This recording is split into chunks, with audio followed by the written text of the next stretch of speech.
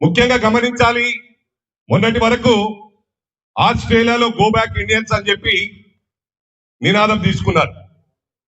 మరి అదే విధంగా యూకేలో రీసెంట్ గా 2-3 డేస్ బ్యాక్ లక్షల మంది రోడ్ల మీదకి రావడం జరిగింది గో బ్యాక్ ఇండియన్స్ అని.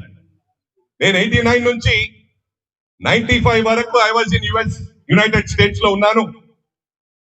Most of the motels, gas stations ఇవన్నీ కూడా బిలాంగ్స్ టు ఇండియన్స్. ఇలా యునైటెడ్ స్టేట్స్ లో బెటర్ దెన్ అమెరికన్స్ ఇండియన్స్ బాగున్నారు. స్టింకింగ్ రిచ్, ఇవన్నీ కూడా ఇమాజిన్ చేసుకోవాలి.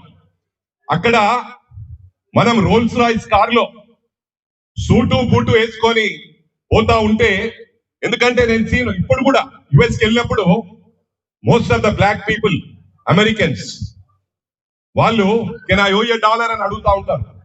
అంటే వాళ్ళకు కూడా ఎంప్లాయ్మెంట్ లేదు, ఫుడ్ కు ప్రాబ్లం ఉన్న వాళ్ళు కూడా ఉన్నారు.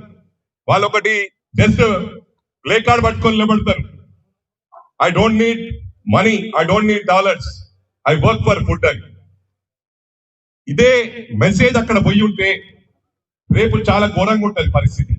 మన ఇండియన్స్ అందరూ అమెరికా నుంచి ఇతర కంట్రీల నుంచి పారిపోయే పరిస్థితి ఉంటుందని చెప్పి కూడా ఈ సందర్భంగా తెలియజేస్తా ఉన్నాను.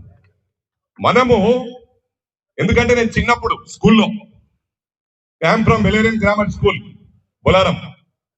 వెలేరియన్ గ్రామర్ స్కూల్లో morning, not only in my school, అన్ని స్కూల్స్ లో కూడా మార్నింగ్ అసెంబ్లీలో ప్లెడ్జ్ ఉంటది. ఆ ప్లెడ్జ్ మనం ఇలా పెట్టి ఏం చెప్తాం? We all are Indians, we all Indians are brothers and sisters అని చెప్తా ఉంటాం. ఎందుకంటే స్కూల్లో నేర్చుకున్నాయి.